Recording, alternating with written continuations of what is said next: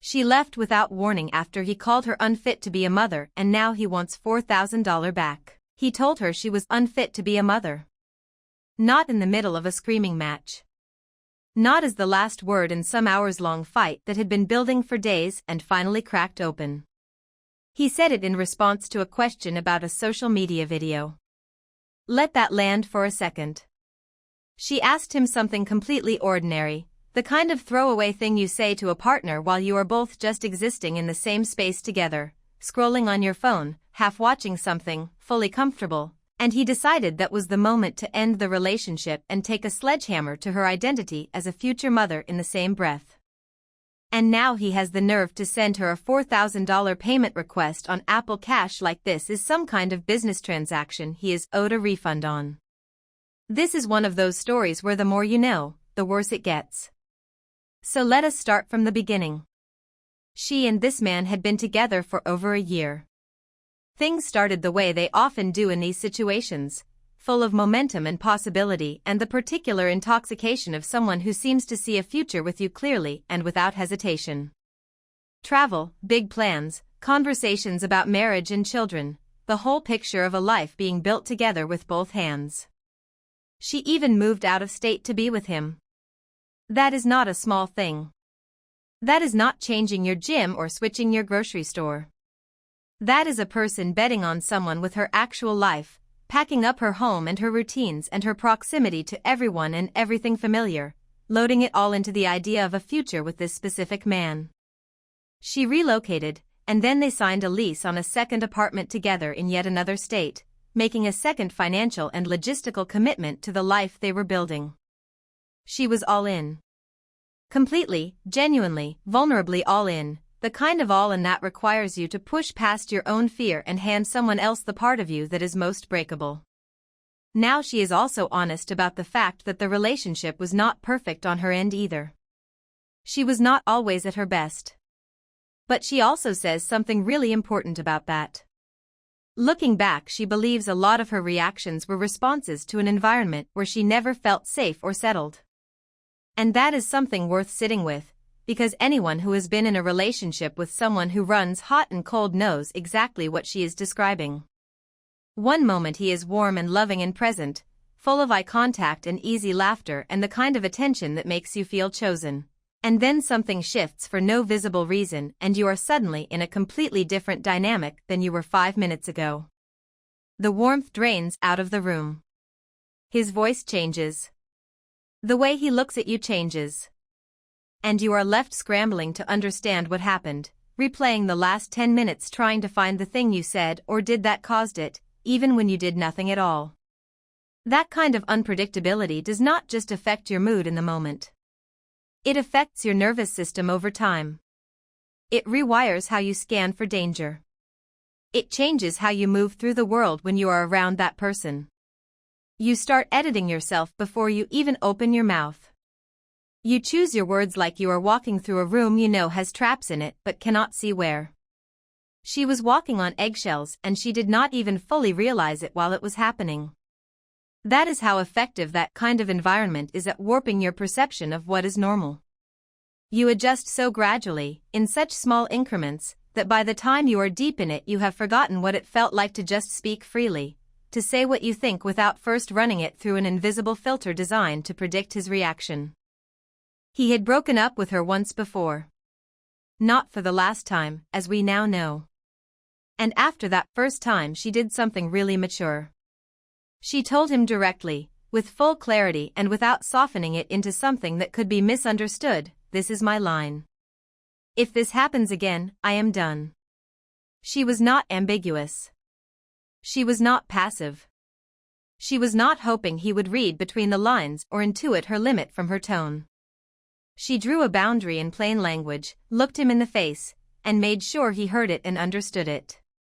He did hear it. He acknowledged it. He received that information as a grown adult and apparently filed it somewhere he had no intention of honoring. Things seemed to stabilize for a while, and maybe she let herself exhale. Maybe she let herself believe he had understood. And then a few weeks ago he did it anyway. Just like that. over a question about a video she saw online. Some random piece of content that caught her attention, the sort of thing couples share with each other 100 times a week, the background noise of a shared life. He broke up with her and told her she was unfit to be a mother. Two things at once, delivered in the same moment like they belonged together, like he had been holding them ready. Ending the relationship and dismantling her sense of self in a single sentence, completely unprovoked by anything serious or significant. She had not done anything. She had asked him a question. That is the whole story of how it ended. She asked for a week of space. He went to his family. She used that time the way people use it when they already know somewhere deep inside what they are going to decide but need the stillness to let that knowledge rise to the surface without interference. She got clear on what she needed and what she was no longer willing to accept. And what she decided was that she was done. Not just done with the fight, not just done with the moment, but done with the relationship entirely and without any room left for negotiation or second chances or the slow painful process of being talked back in. She packed up and moved out while he was gone, methodically and deliberately, taking her things from a space that had never fully felt like hers anyway. He came home and she was not there. No dramatic confrontation. No final scene. Just her absence where her presence used to be. Now some people are going to say she should have warned him. Should have had a final conversation, given him the chance to respond, offered some kind of formal ending to match the formality of what she was doing. And she actually addresses this directly herself. She says every time she tried to have a direct conversation it would spiral into something unrecognizable. Something that started as a calm discussion would somehow become a chaos she ended up managing alone, processing alone, recovering from alone while he moved on as if nothing had happened. It did not feel safe. And I think that matters enormously. When someone has shown you a pattern where any serious conversation becomes something destabilizing, where your attempt to speak honestly consistently results in more pain than clarity, leaving quietly is not cowardice. It is self-preservation. It is the decision of someone who has already tried the other way and knows exactly what it costs her. She was not sneaking out to avoid accountability. She was protecting herself from another round of something she had already survived too many times. She had already told him her line. He already knew. There was nothing left to explain that she had not already explained once before in plain language. Okay, but now we need to talk about the full picture of who this man was throughout this relationship, because the breakup and the money are not the whole story. Not even close. He presented her with a prenuptial agreement that her attorney reviewed and confirmed was legally unsound and exploitative. This is not a minor detail in an otherwise reasonable relationship. This is a man who had her sitting across from a lawyer going over documents designed to protect him at her direct expense before they were even engaged, before there was a ring or a date or any of the formalities that are supposed to precede that conversation. He accused her of gold digging, as if the person who had relocated her entire life for him was somehow in this for financial gain. He accused her of secretly using birth control. He told her she had gotten an abortion. She had a miscarriage. Let that one sit for a long moment. She experienced a pregnancy loss, one of the most physically and emotionally devastating things a person can go through, a grief that lives in the body and does not follow a clean timeline. And he took that grief and reshaped it into an accusation he could use against her. He picked apart her age, her intelligence, her friendships, her family, her fertility, her career, and her finances systematically, as though he were assembling a case file for a verdict he had already decided. He made her birthday painful on purpose, turning a day that should have felt like being seen and celebrated into something she had to endure and recover from. He could not manage to give her a greeting card on 3 separate holidays when she had made it clear, plainly and more than once, that those gestures mattered to her deeply. Not jewelry. Not grand trips or expensive surprises. A card. A physical piece of paper with some words on it acknowledging her existence on a day that meant something to her. And she could not even have that. And she is dealing with a serious health issue on top of all of this, carrying something heavy and uncertain in her body while also trying to carry the weight of this relationship and the person she had to become inside of it. This is not a picture of a flawed relationship between two imperfect people who brought out the worst in each other sometimes. This is a portrait of sustained emotional cruelty, patient and deliberate and aimed precisely at the places where she was most vulnerable. So when he sends her a $4,000 payment request, what exactly is he asking her to pay for? He put down the deposit and first month on an apartment for a relationship he chose to end. They never moved in.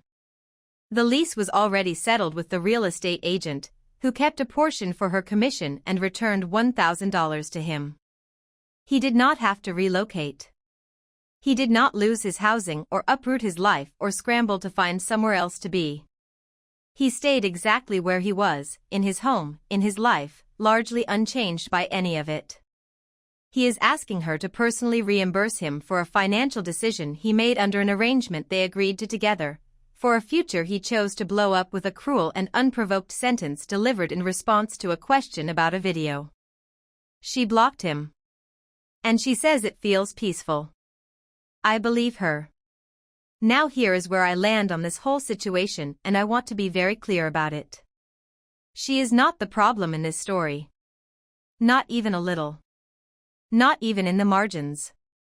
The pattern of behavior she describes throughout this relationship is one of calculated destabilization. The warmth followed by coldness, the accusations, the exploitative legal documents, the attacks on her identity across nearly every dimension of who she is, the refusal of basic affection on occasions that mattered to her, and then the final blow of calling her unfit to be a mother in response to a completely ordinary question. That is not just being a bad partner. That is someone who was systematically eroding her sense of reality and self-worth, chipping at it consistently and without mercy until the person she was when she arrived in this relationship and the person she became inside of it were no longer recognizable as the same woman. The way she left makes complete sense in context. She had already told him what would happen if he crossed her line again. He crossed it. She made a decision during the space she asked for and she followed through on it, cleanly and without looking back. She did not owe him a dramatic goodbye after everything he had already put her through. She did not owe him the opportunity to spiral yet another conversation into chaos that she would somehow end up managing alone. She had paid that cost enough times already. She owed him nothing. And the $4,000? No. Absolutely not. He ended the relationship. He made the financial decision under their agreed arrangement. She was not the one who pulled the plug on the future those funds were tied to. Sending a payment request after doing what he did to her throughout this entire relationship is not a legitimate financial claim. It is one final attempt to extract something from her, to reassert some kind of hold, to make her feel like she still owes him something even now. She blocked him. That was the right call. That was the only call. I hope she stays exactly where she is, peaceful and free. Mom told my step-siblings they could stay with me and I turned one away at the door. She is furious. She showed up at the door expecting a free place to stay for the weekend and found out the hard way that her mom had made promises she had absolutely no right to make. This story is about a 23-year-old woman who has spent most of her life watching her mother decide for her who counts as family, and who finally has her own space and her own terms, and who is done pretending otherwise. So here is the background, because it matters. Her father died when her brother was born. That is where this story starts, not with the drama about the step-siblings, but with a 4-year-old boy who lost his dad before he ever got to know him, and a 10-year-old girl watching her mother grieve and then pivot, moving through relationship after relationship with a kind of restless urgency, attaching new men and new children to the family like they were just interchangeable pieces in a puzzle. First an ex-husband. Then a boyfriend. Then the current stepfather, who arrived with his own kids when she was 10 and her brother was 4. And her mother presented all of them as a package deal. New dad. New siblings. Ready-made family. Just accept it and be grateful. There was no conversation. There was no checking in. There was simply an expectation that her daughter would open her heart on command and love whoever was placed in front of her, because that is what family does, or at least that is what her mother needed to believe. She did not accept it. She was polite. She was civil. She was never cruel to her stepfather or her step-siblings. She sat at the same dinner table. She participated in holidays. She did not make scenes or throw fits or storm out of rooms. But she was honest from the beginning about where she stood emotionally, and she told her mother directly that she was not going to see these people as a real father and real siblings because she already had a real father and a real sibling. And that boundary did not waver. It did not soften over time. It did not get renegotiated under pressure or worn down by guilt or weakened by the sheer exhaustion of holding it year after year. She held it from the moment it was first said until now, over a decade later. The relationship she chose to invest in was her brother. That makes total sense when you understand the full picture. He is her only real sibling. They share a father who is gone, a father neither of them got enough time with, a father who exists now only in photographs and in the things people say about him and in the way she sometimes sees something familiar in her brother's face. They were raised by a mother who kept trying to replace that loss with whoever happened to be around. And she was the one who stayed consistent for him through all of it. She told him early on that he would always have a place with her whenever he needed or wanted it. That promise was made between the two of them, privately, years before any of this current situation blew up. It was not a performance. It was not a strategic move against anyone else in the family.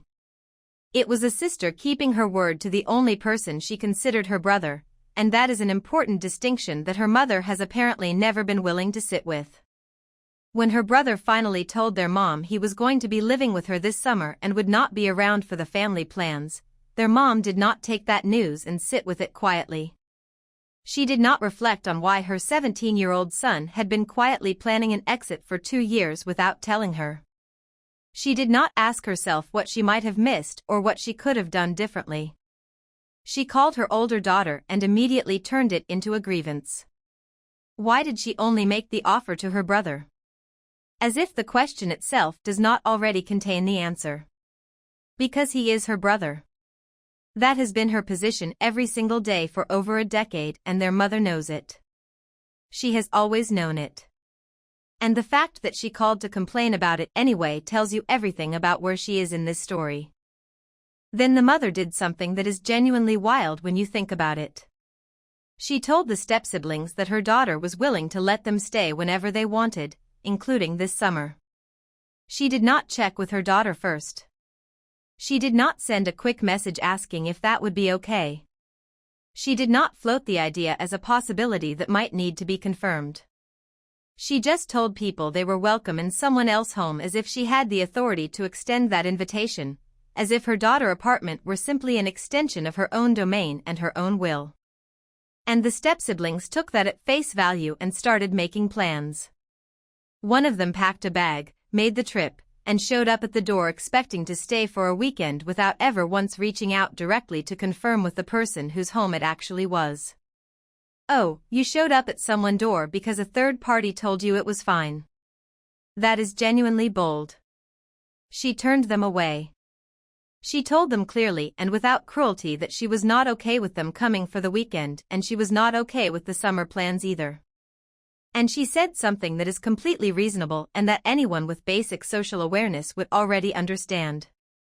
She told them you should wait for the actual host to invite you before making plans to stay in their home. The step-sibling response was that their mom had told them it was fine and their mom should know.